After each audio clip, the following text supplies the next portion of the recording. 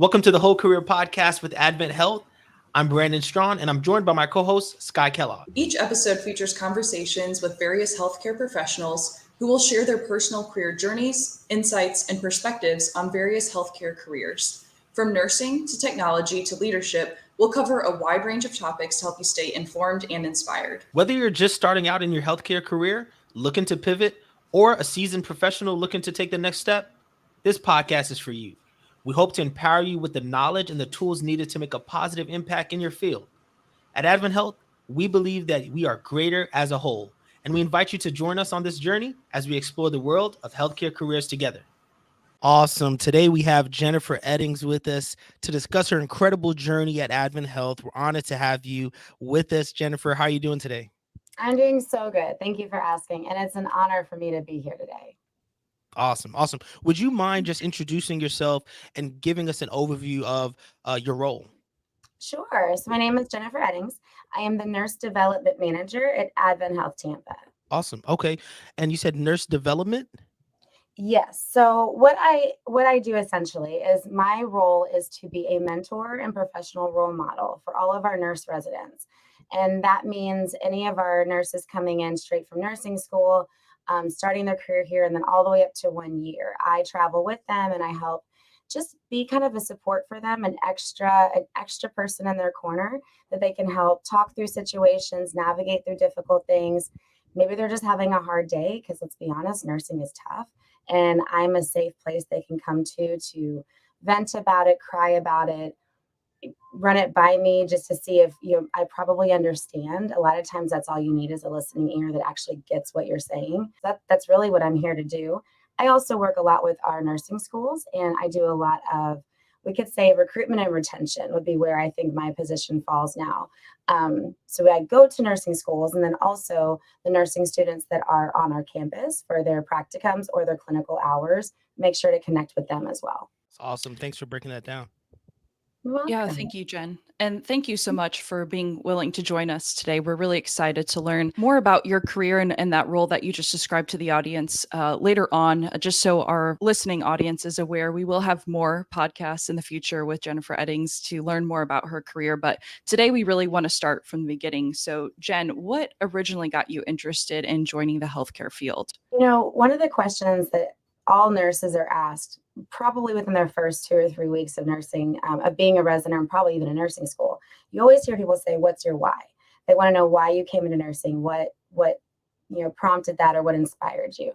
And I always felt so less than when I would think of my answer, because everybody has these inspiring stories. Their mom was a nurse, their grandma was a nurse.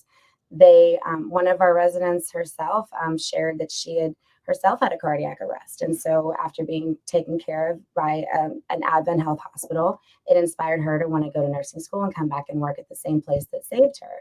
I don't have anything like that.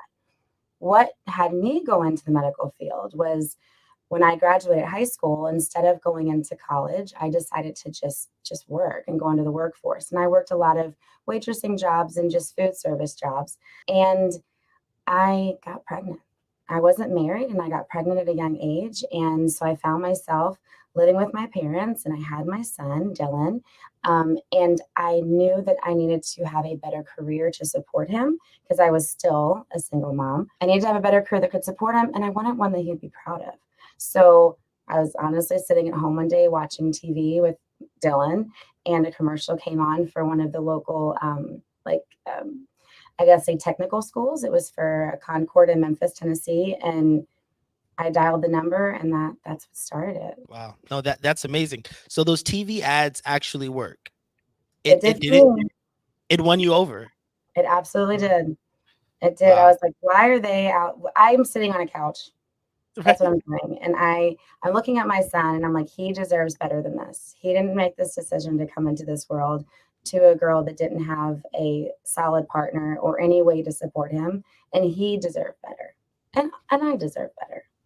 Yeah. Okay. So in seeing that, I know, you then went into, medical assistant. What inspired you to pursue a career specifically as a medical assistant? So those particular colleges offer an array of things. But I knew that medical assisting would give me more people time. So I I thought to what I do as a waitress or in food service, I connect obviously very well with my customers. So I was like, this will give me more hands-on, one-on-one people time. And then I was just intrigued and about learning about the anatomy and all the things that come with it. That was really the reason I decided that versus surgical technologist or massage therapist or any of the other professions or certifications that they offered. Jen, thank you so much for sharing that and just being vulnerable with us. It is so inspiring that you chose this field that you're in, and the fact that you can impact so many people in it, and it started by wanting to give your son better. And I think there's so many of the listeners and viewers that can relate to that. So thank you. And specifically being a medical assistant, I know that's the first step for a lot of people that decide to join the healthcare field. So what's the mentality that you have to have when starting out in a health career, specifically in allied health, where you're in a support role like that? I think the mentality has to be ready to engage and ready to interact. There are some people that are a little nervous or standoffish when it comes to interacting with the general public. And that's another piece of it too, is knowing that you're going to come in contact with people of all types of people, different races, genders, cultural backgrounds. And then also you have people that are just having a bad day and they take it out on you, or maybe you're frustrated because they're just not feeling well and they can't get their prescription filled, and you happen to be the person on the phone or in the office with them that's getting it. So it's learning to look at everybody that comes in or everyone you interact with, whether it be coworker, doctor, patient, and try to see Christ in them and try to see what Christ sees in them and treat them as such and not take it as a personal attack on you. That's a great perspective. And I think it's awesome that you were able to, I think you mentioned you were waiting before you working in the restaurant industry, and so understanding that you did have a knack for connecting with people in that way and still wanted to be, amongst people and use your time, amongst people. So I think that's key because, for someone listening to this podcast right now, you can take what you're currently doing, right? Even if you want more for yourself, and you can still include the aspects of your current job that you love and find a job, that may be higher paying or maybe just a better situation than what you're currently in, and add those great aspects of your current job to, your new job or, your new career. So I appreciate you sharing that. How did starting off as a medical assistant give you a different perspective as you moved into nursing?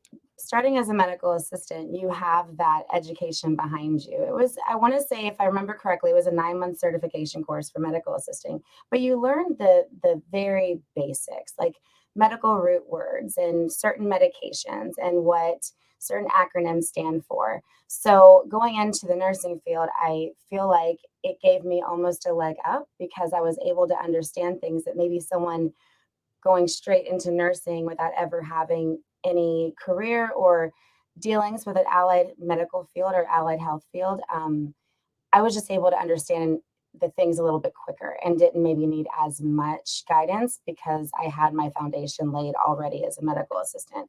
Now, obviously, there's many, many, many things that you learn as a nurse that you aren't taught as a medical assistant, nor are you allowed to do based on, as a medical assistant certification. RN is obviously licensure. So I had the people skill part already down, which I know we spoke about it before. I am a huge advocate. Like anyone that comes in like, for an interview or anything with me, and I know we'll talk about my management experience at a later time, but that was a key thing we looked for. If they had been in the service industry, hospitality or food service industry, that was a huge indicator that they were probably going to do well with the people aspect of nursing because it's the same people that you interact with on a daily basis. So I had my people skills there. I knew that I would do okay with that.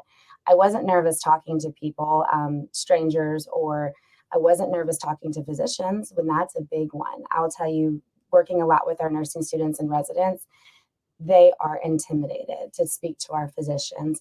I understand exactly why they are, but I think it is a false a false sense or a false idea.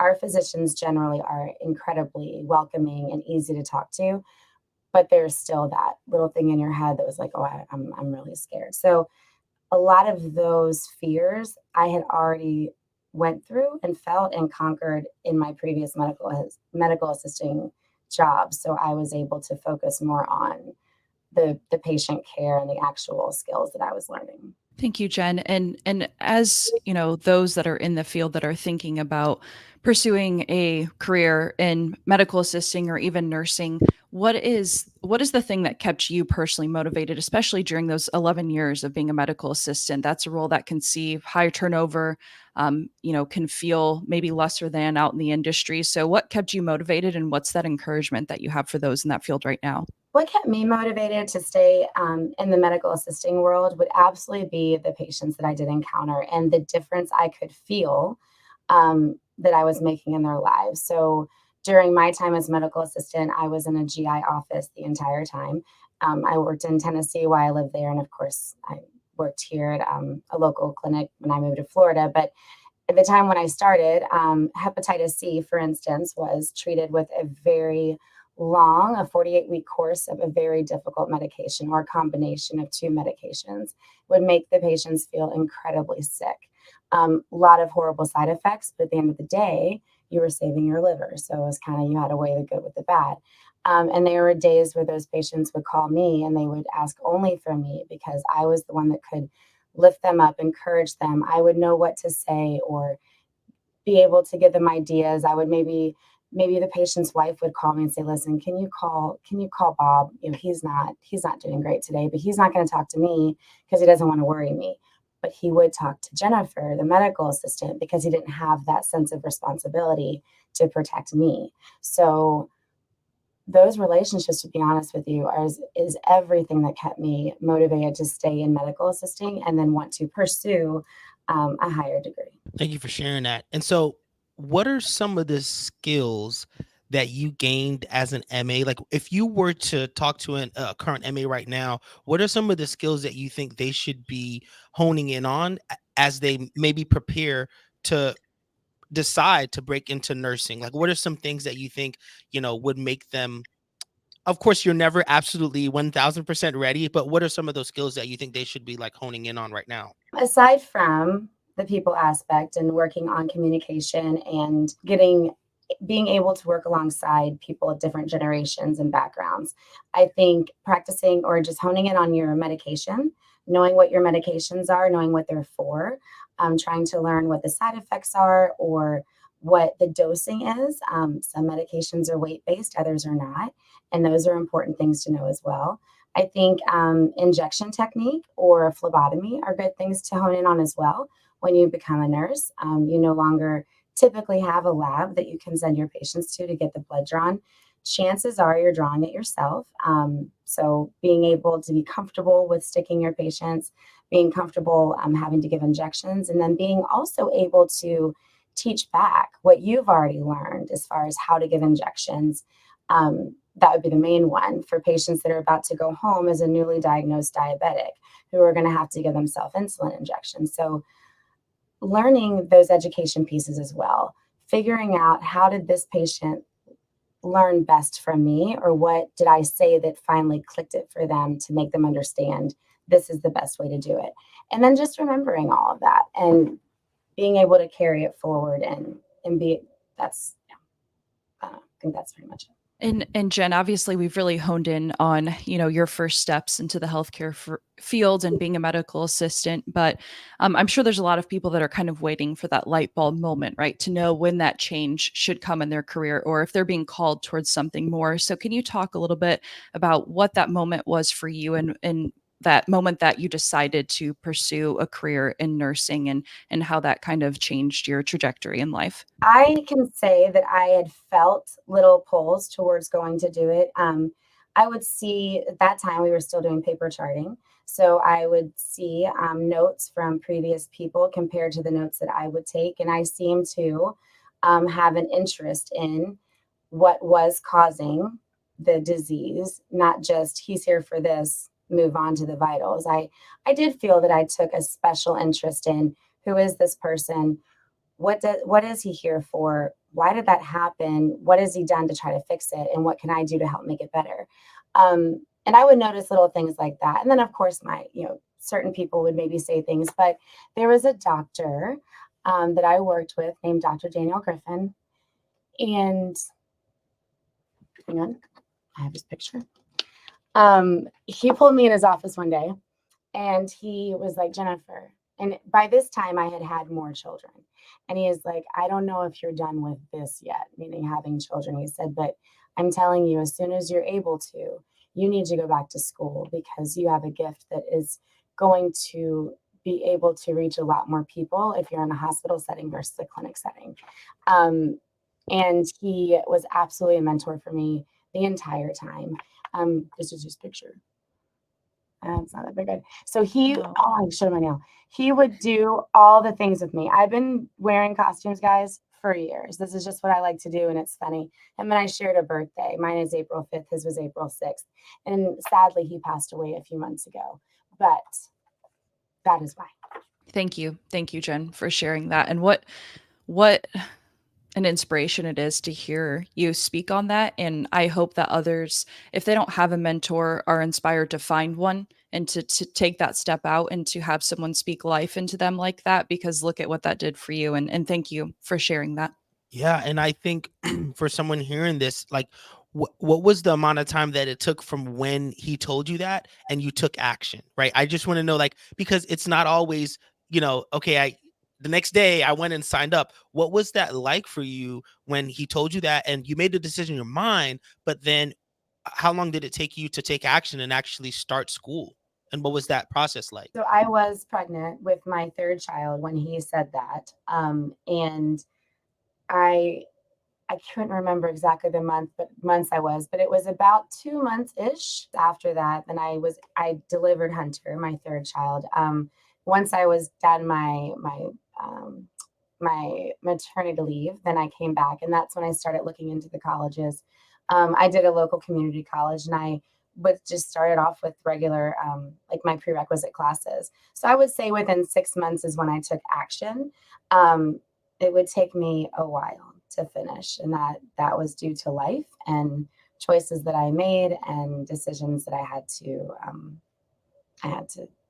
make. Yes, but taking action within 6 months because I still felt it, and he still kept saying it.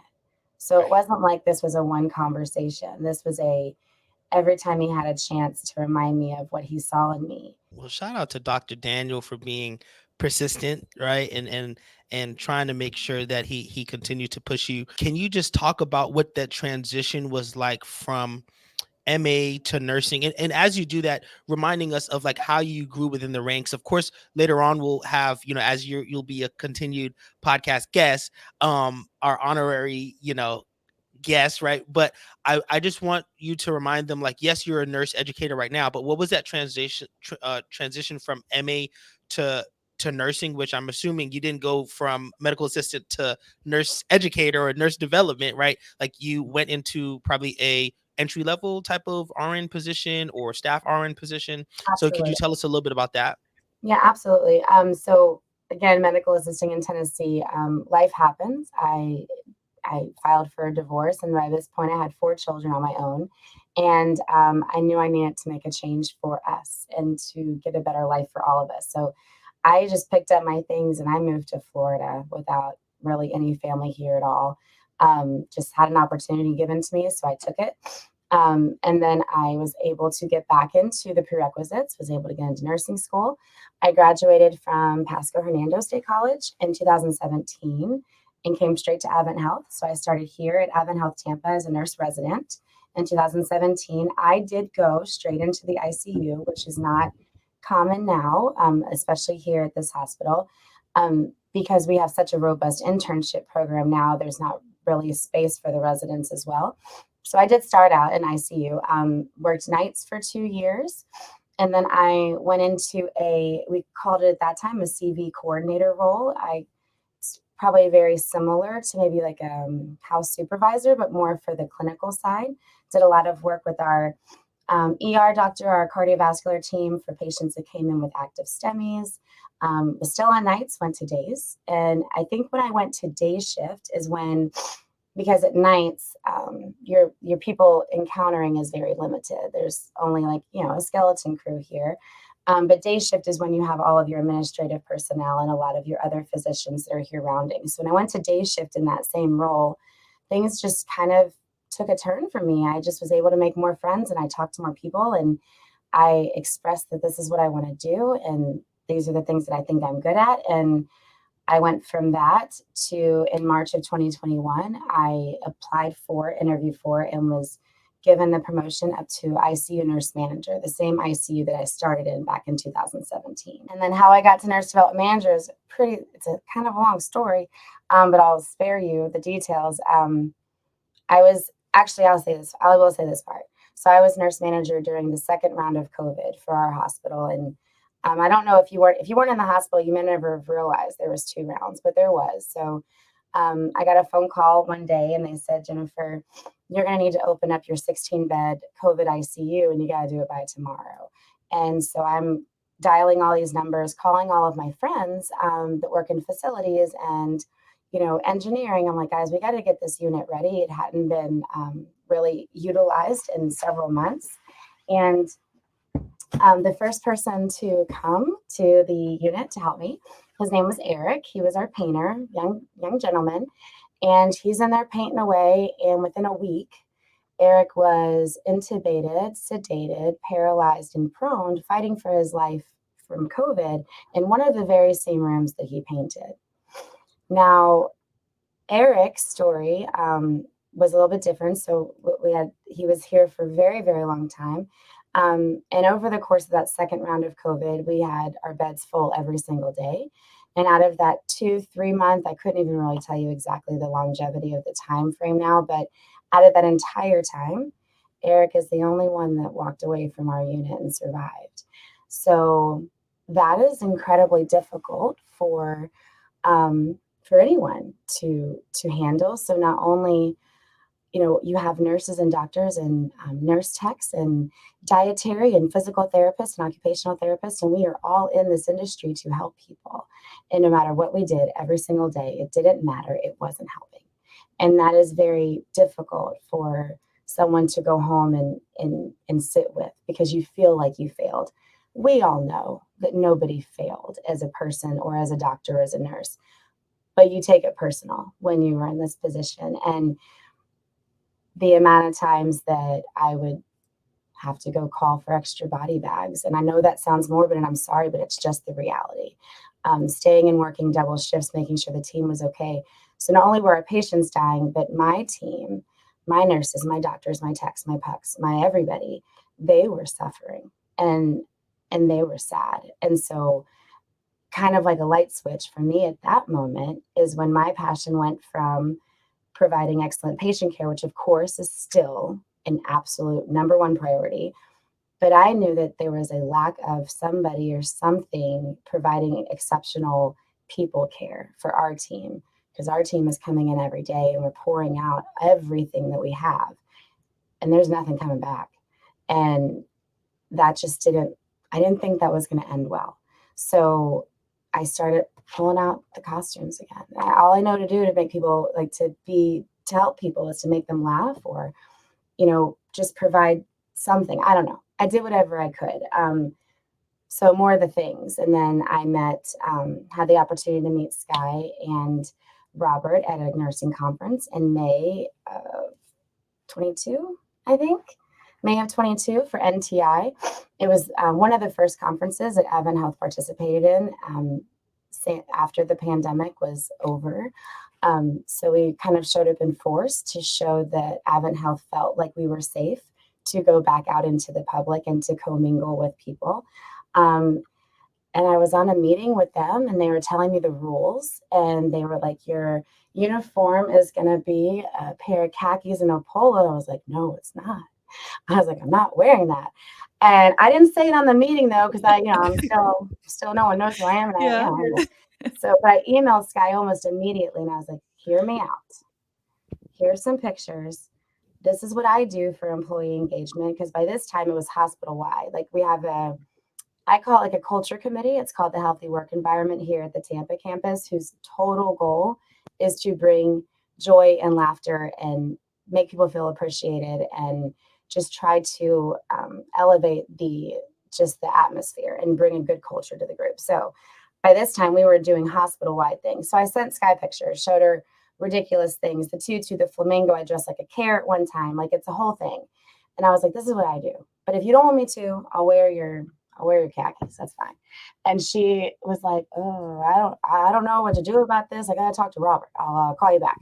So then they email me. They're like, listen, it's post-COVID. There are no rules. Bring it all and we'll figure it out later. If we have to ask for forgiveness, we will, but just bring it. I brought it, and that was it. That was the beginning of something very beautiful, in my opinion. And Fiona and I were not even off the airplane before I got an email from Sky asking us to participate in all of the future events. So because of that work, and I'd already started posting a lot on social media about my ICU team and the health and the healthy work environment, because again, I think that there is an abundance of negative talk about things, and you don't always hear the good. So I started just posting on social media all the good things that were going on, not only at Advent Health Tampa, but at Advent Health in the ICU. So I just started kind of increasing my spread of who I spoke about on social media. So all the things. And then I started doing hiring events, and it became very clear that I was no longer going to be able to do both things. So was born the nurse development manager position here at Advent Health Tampa. That this campus supports me and supports our corporate system to allow me to still be a brand ambassador and travel with them to certain events. But then when I'm here, that this is what I get to do. I literally get paid to love people now, and I don't. No, and you're amazing at what you do. And I can tell everyone listening and watching that I have that email saved. I have those Oh, pictures saved. I remember that moment, and I don't think Advent Health was ready for all that you would bring. And we are so grateful for you and the joy that you bring to our conferences, our career expos, events, everything that you attend. You make a memorable impression, right, for everyone that you meet, and that is just a beautiful reflection of what our hope is here at Advent Health, which is to extend love, right, to extend the healing ministry of Christ. So it's a beautiful thing to see, and we hope those that are listening and watching that maybe don't know Jen or don't follow her yet on LinkedIn, that you would, because you will be inspired from what you see and what you hear. And we're grateful that we get to be in your presence and to get to be inspired by you. And I know so many others throughout Advent Health would say the same thing.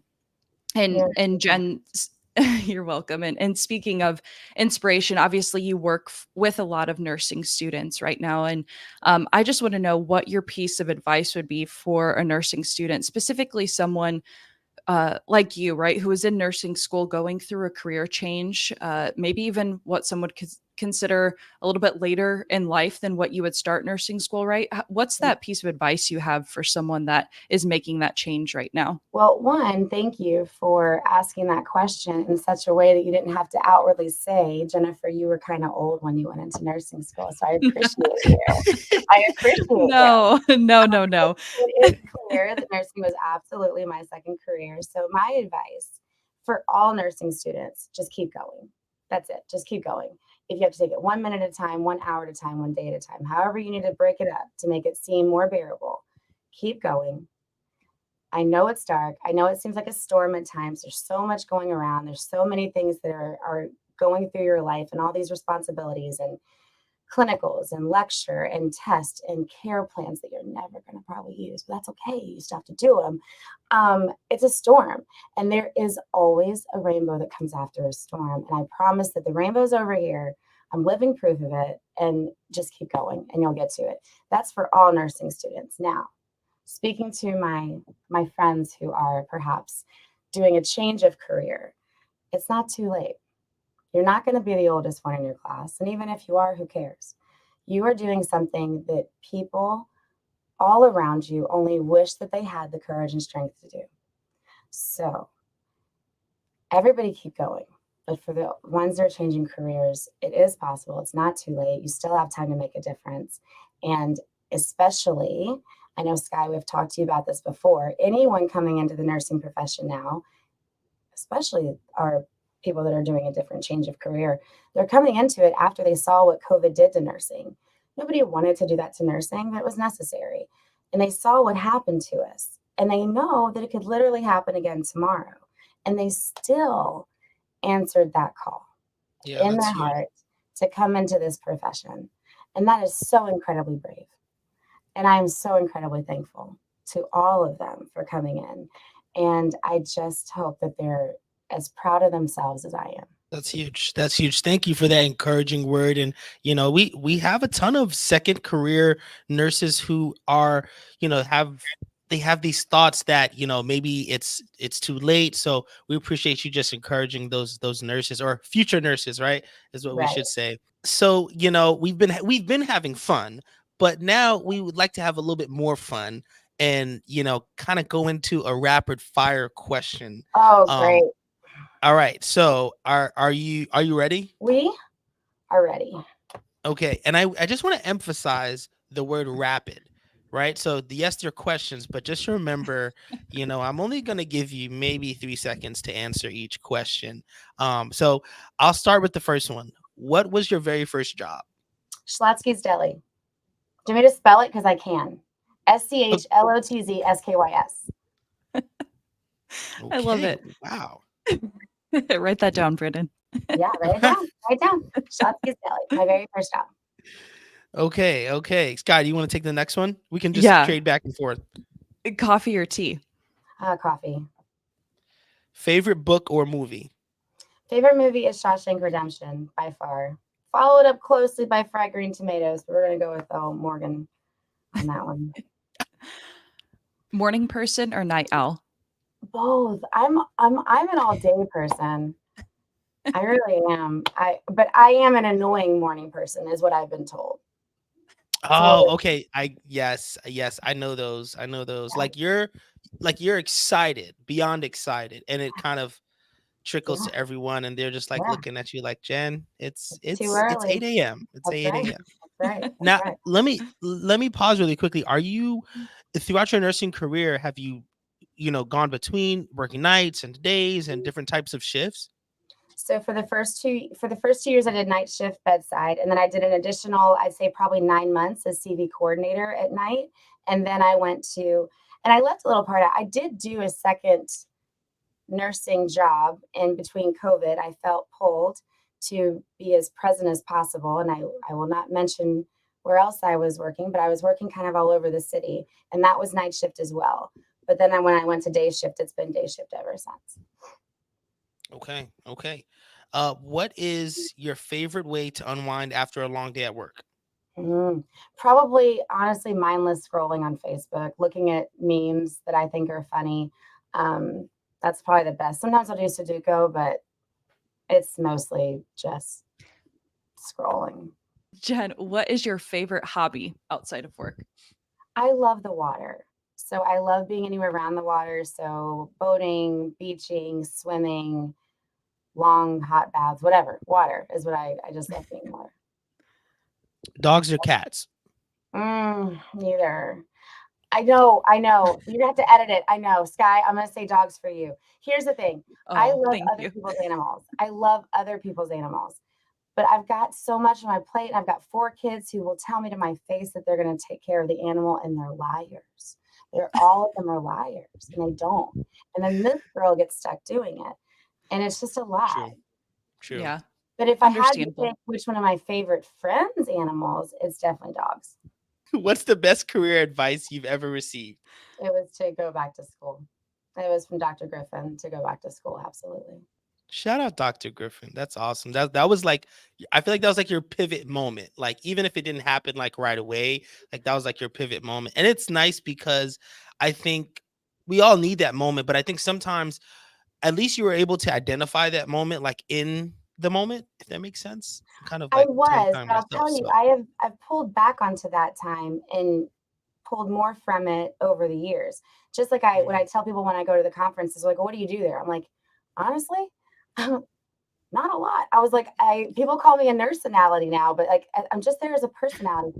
I'm there to tell people what I see in them because I see so much good in so many people, and that's my goal. Let me love on you. Let me encourage you. Let me tell you your dress is fire today because it is.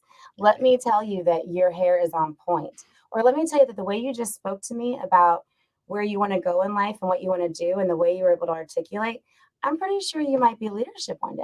Like those are the things that I want to do. And I know it's because of the impact he had on me by telling me what he saw in me when maybe I didn't see it myself. So, yes, I felt it in the moment, but it definitely has continued to pay forward. Awesome. Yeah, we'll do a couple more. Go ahead, Sky. Sorry, yeah, sorry. Okay. What's your favorite food? Pizza. And embarrassingly enough, I love gas station pizza. Love it. I know. I Brandon. have absolutely never in my entire life heard anyone say that gas station. But hey, this is your rapid fire question, not mine. So yeah. Um what's your favorite travel destination? So I just came back from vacation from my favorite travel destination ever. And it was a cruise. So I got to go to Cozumel, Honduras, and then Costa Maya. And Nice. I loved every bit of it. And I'll say Honduras is my favorite, which I think it's Roatan is how you say it. I held a sloth. Yeah, it's pretty hard to beat. Yeah. You can't be holding a sloth, Brandon. I'm sorry. This doesn't happen. Doesn't happen, Brandon. And I see Okay. your face, and I feel like there's a little disbelief going on here. A little. No, I'll be no. honest. I feel judgment, Brandon. Ever since the pizza, I felt a little bit of judgment. But we're gonna. It's all Yeah. right. And I wish, Yeah. Brandon, did you see Sky's face when I said neither animal? Because she was like, it was Yeah. total disappointment. Yeah. It Yeah. was like a thumbs down moment from Sky. Yeah. It's That's fair to say we both been shocked at points during this rapid fire. definitely. Okay. Definitely. Definitely. Okay. Jen, what's your favorite social media platform? Hmm. I'm gonna say Facebook. That's my LinkedIn has become a very nice favorite. Um, these young kids are all about Instagram. I'm trying, guys. I'm trying. It's not something I connect very well with. It's just different. And I've recently gotten into the world of TikToks, and those are kind of fun. So we'll see. But for Wait, so today, it's Facebook. okay, Facebook's your favorite social media. I just thought of a question I wanted to ask. So for an MA that's out there that's thinking about going into nursing, what's like a resource in that you may tell them, like whether it's YouTube or I don't know, like a nursing newsletter, something that they could be like looking at right now as they kind of prepare to like get their mind on maybe jumping into nursing? I'll tell you, I think the biggest barrier, or the biggest, I think, perceived barrier for medical assistants to go into nursing is, can I do it? Can I figure out going to school and working at the same time? Because chances are they need to still work their entire while they're in school. I did the entire time, and it's, can I do it? Is there funding available? Is there tuition assistance? How do I get a loan? How does the FAFSA work? What is that? It's very overwhelming when you look at it from back here at the starting line. It is very overwhelming because it's just so much that just probably hasn't been something they've ever thought about before. I know I hadn't. And I think that's something that they could be looking at or getting some information on. And you've given me an amazing idea. I absolutely could share some of those resources and say, hey, if you're looking, go here. This is an easy guide as to how to do it, and this is what you can do to get you there. I think That's most of the awesome. time, once the medical assistant's in the door of nursing school, they're good. All right, I'll do one more rapid fire. What's your favorite season of the year? Uh, I'm gonna say fall, and I know we don't have a fall here in Florida, but it definitely was my favorite season. And when I had a fall, and then if I didn't say that, it's spring because it's my birthday. Got it. Yeah. Got it. So final thought, right, as we close, what do you want people to take away from this conversation, and how do you hope your story will impact others? I want people to see me as just a human. Like I am just like everybody else. I didn't have anything handed to me. I made certain decisions that put me in certain situations, and I just had to overcome them. And it was hard, and it wasn't easy. Single mom of four with two divorces in her belt, like that's not easy. But it's not the end of everything. You can still go on from there. You are not defined by your past or by your mistakes at all. Your whole future is out there waiting for you. And that's what I want them to see. I want them to see that it hasn't always been glitter and sparkles and flamingos for me. This is just where I've been able to grow to be, and I hope I never stop growing. But it is possible for everybody, absolutely everybody. I have stories that I get blessed enough to hear from conferences and things of people that were homeless as children, that were literally emancipated at 15 years old, living from hotel or whatever, all, and finally got themselves into nursing school, and they struggled, but then here they are, and now they're leaders, and now they are, chief nursing officers or directors of nursing or the director of education, or they're on 5 South being the most amazing bedside nurse ever. We all have stories. I don't want anyone else to let their story keep them from pursuing what they feel called to do. Thank you, Jen. That is just a beautiful way to end this conversation today. We are so grateful that you shared a small part of your grand story that we know we will hear more of in upcoming episodes. But thank you for being our guest today, our very first guest on the Whole Career Podcast. We are so grateful for you. And thank you to our audience for listening to the Whole Career Podcast. Be sure to subscribe to the show on your favorite podcast platform to stay up to date with the latest episodes. And if you have any questions or topics you'd like us to cover, please feel free to reach out to us on our Instagram at Life at Advent Health. Until next time, take care.